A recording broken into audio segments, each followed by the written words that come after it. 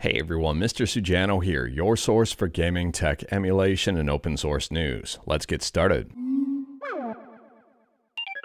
Alright, to kick things off, we're talking about Half-Life 2. Now, we talked about Half-Life 2 in the last video because Valve decided to give away this game for free. In fact, on Steam, if you check right now, the game is 100% free until November 18th. Anyways, on top of that, they updated the game, which we talked about as well, but they also here released a documentary.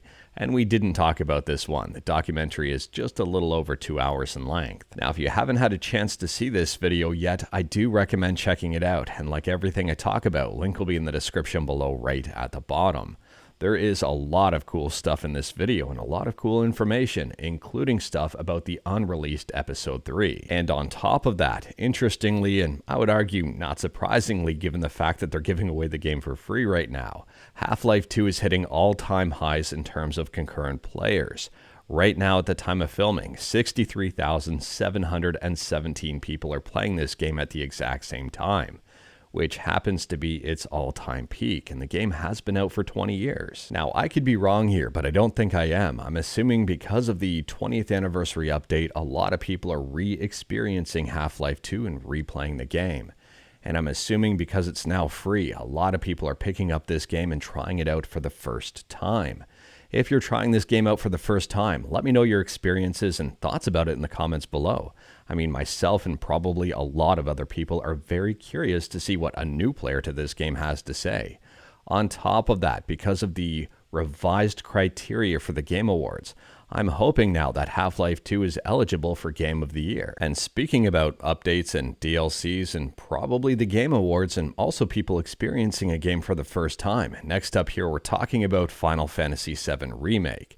And it turns out, well, it's being reported that the Part 3's plot is now complete. So here's the quote I find interesting. Final Fantasy VII Rebirth provided a vast map, but in the third game, the Highwind airship will appear. So we need to let you experience the world from a higher perspective.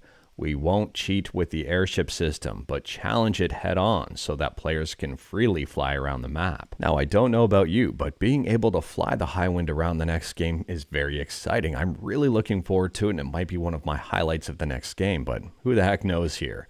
Let me know your thoughts about this in the comments below and the ability to fly the Highwind freely around the map. Next up is a friendly heads up if you're into fight sticks, arcade parts, and modding and whatnot. This is a huge deal. It's right from Jason's Customs. He says, I'm looking to the future, and as such, it's time to deep discount my entire stock of Sanwa Denshi and Samduxa crown parts. New orders get 50% off all Sanwa and Samduxa parts. That is a huge discount. Now, taking a look over at Jason's website, and there's quite a big selection of different buttons here, and I will say deals like this for Samduxa and Sanwa parts happens very rarely, if ever. And Jason says, cleaning yesterday made me realize how much space these buttons and levers are taking up, and just how much capital has been invested in them.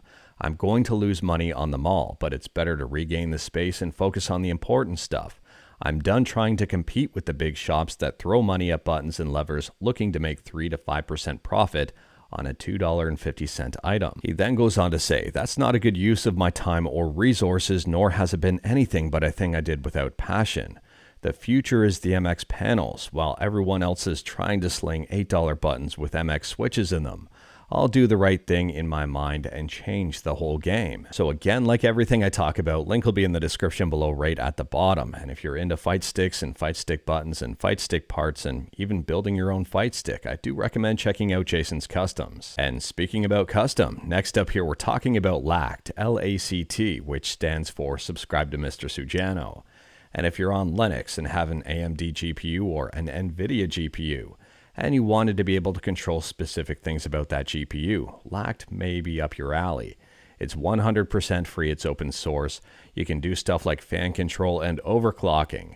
And they just released a brand new update to support NVIDIA GPUs. So at the time of filming, 0.6.0 is the latest version of LACT. And they say that this is a big release, adding several new major features. NVIDIA support. LACT now works with NVIDIA GPUs for all of the core functionality, monitoring clocks configuration, power limits, and fan control. It uses the NVML library, so unlike the NVIDIA control panel, it doesn't rely on X11 extensions and works under Wayland. On top of that, they've introduced multiple profiles for configuration.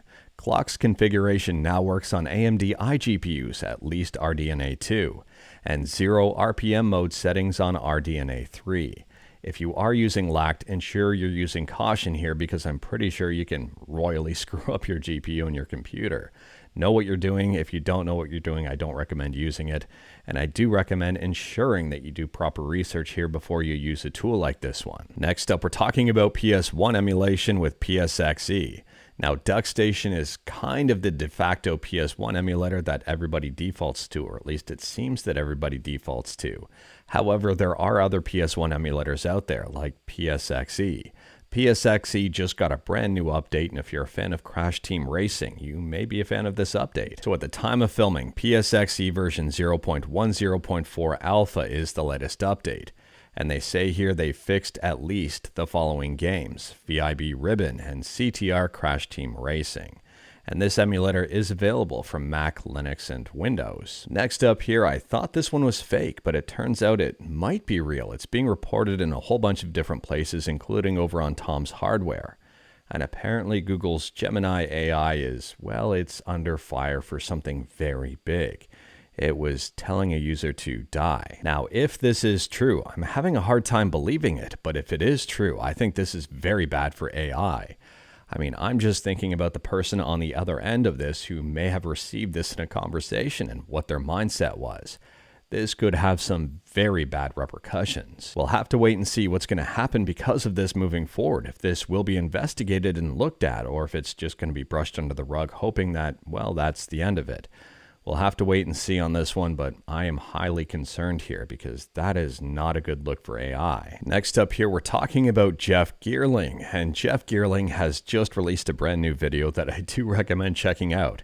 He hooks up an AMD GPU to his Raspberry Pi 5, and yes, he runs Crysis with it. He checks out a whole bunch of different games, tries running them at 4K, and I would say the results are pretty impressive given the fact that it's basically just a Raspberry Pi with a real nice GPU.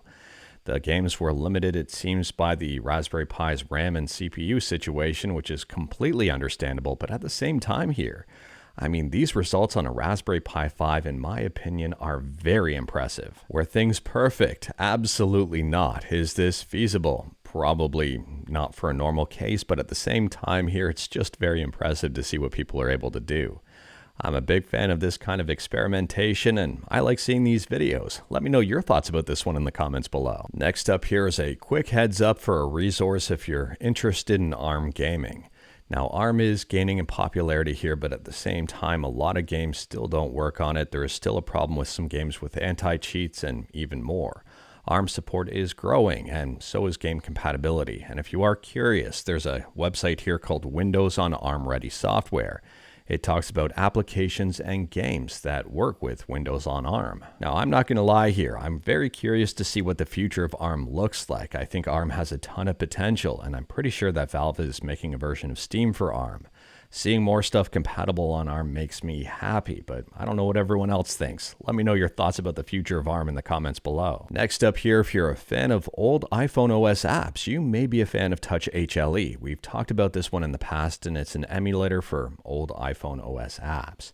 Anyways, there's a brand new video over on YouTube giving an update to Touch HLE. Now, from my understanding, Touch HLE currently works with iPhone OS 2 and 3 apps.